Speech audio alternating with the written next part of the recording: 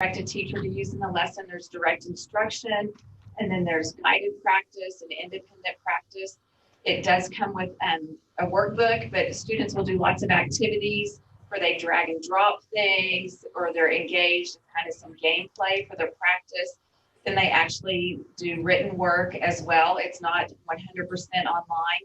It's about 3.5 hours of screen time expected, and about 3 hours of pencil paper work activities should be expected a day.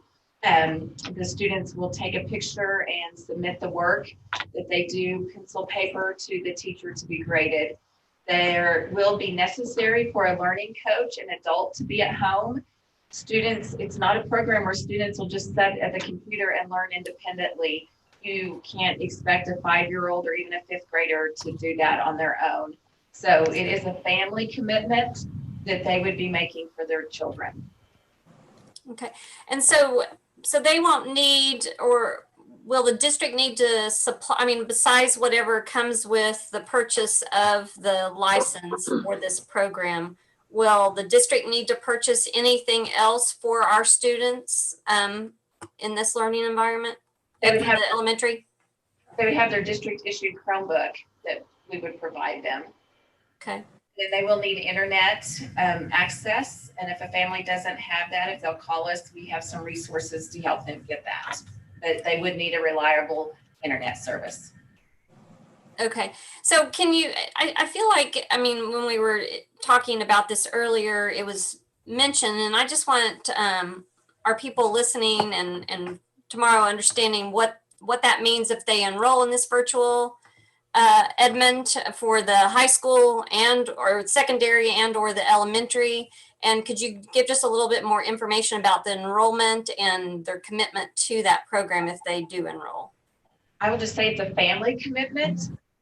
There are several students that are very motivated and can schedule themselves and will just get on there. But for most students, it requires a parent or an adult saying, how many lessons have you completed today? Or getting online and checking their progress and monitoring that and following up. So to me, I think the biggest thing to stress is this is a family commitment if they are choosing to do this. It is also a commitment for the year, except for high school students, and then it's for the semester. But they can't just flip back and forth from virtual Edmond to their traditional school, their home school that they go to. They will have to be committed to this for the year. So if they don't, if a student and or student's family do not want their student to return to a traditional school setting, they have to enroll in this virtual Edmond. Is that correct? And then I feel like Mr. Town had mentioned what the time frame was to enroll students. Could you please say that again? Transfer, because they're pretty much already enrolled in Edmond schools, but they're going to transfer from their home school to virtual Edmond. And the dates are July 7th through July 24th. And there will be information going out tomorrow with the links to the transfer forms and our website. Our technology's worked really hard. There's a web page on our district website, and it will go live tomorrow. And it has a list of questions and answers. And hopefully we've tried to come up with every possible question a parent or family might have, but I'm sure there'll be others. But lots of information will be live on our district website tomorrow. And then so that in the virtual Edmond, they will have a teacher that will be assigned to them. Is that correct? Yes, they will have a public school teacher that will check them once or twice a week. That teacher is not the teacher that provides instruction. It's not, they're not going to call and give them the lessons. They're going to call and see if they need any help. They will call and make sure they're staying on progress and participating. They will be there to help them if they get stuck on something or the family can't figure it out. But that's the teacher. Edmond teacher is there as a support, not their direct classroom teacher. The program. Will they still use Canvas as the learning platform? No. No. So then how will their grades and that kind of stuff be captured and parents? Will the teacher be responsible for recording those grades? That teacher that they're assigned to will grade their work and then put that in Infinite Campus. Okay. And attendance as well. But they'll still have access to, okay, that's, I got a little confused. Okay. Track. And so now what is the name of the program for the high schoolers? Apex is for 6 through 12. And Edgenuity is what we're recommending for K through 5. Okay.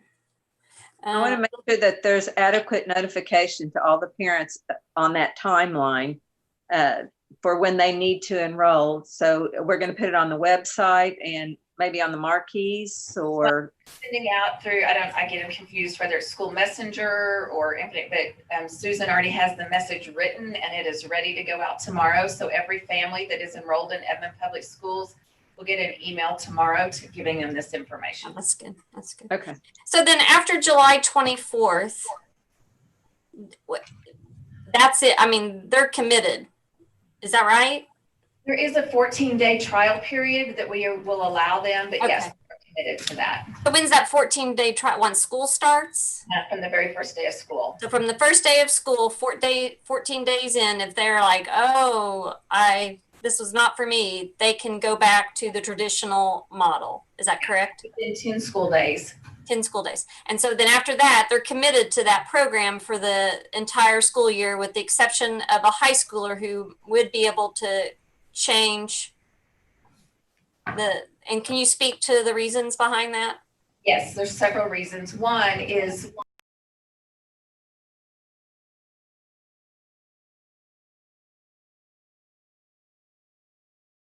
curriculum does address all the Oklahoma standards.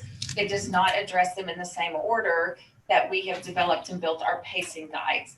So if a student switched back and forth, there could be some critical skills from that grade level that they would miss because they had not gotten to them yet in the Edgenuity or their virtual Edmond, but we had already covered them in the traditional schools. That's one reason, is because of the learning gaps it could create. The other reason is a selfish reason on the district. It's a staffing reason. We have 20 some students in all of our classes. A vaccine comes out, and so all the students that are enrolled in virtual Edmond want to go back to our traditional classes. We're not staffed for that, and it would overcrowd our classes.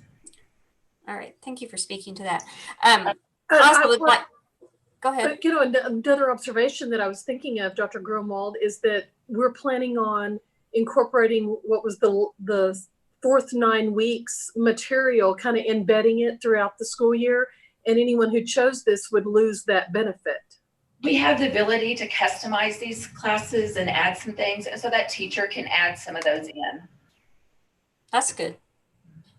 Well, I really appreciate the district being mindful of families who would value being able to access this, especially in this upcoming year and of uncertainty and safety concerns, and students who might be more at risk, or even families for that matter, that we're able to offer this option. And I think it'll be a high quality education for them if they choose to do that with our Edmond Public Schools. So I appreciate all the hard work that has gone behind this to make this an option for our families. With that being said, I move that we approve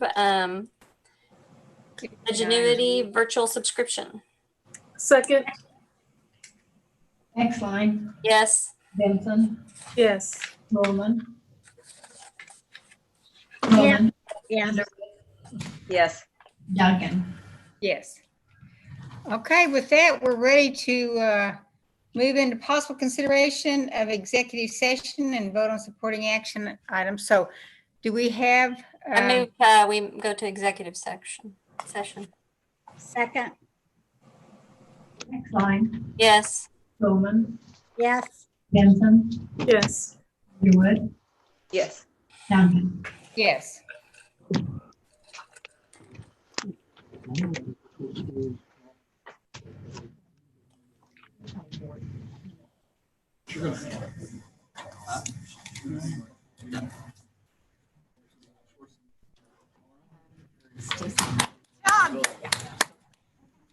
John, you did great. I'm not kidding. I think you did a good job. You really do this. You all did. I know, that was the silver tongued devil right there. Calling it the way it is. Silver haired. Okay. Click on that option to move to, We need to go to breakout rooms, right? yeah, go ahead and click on that. Just a few minutes, Sean, and then we'll I'm leaving a big total about the right.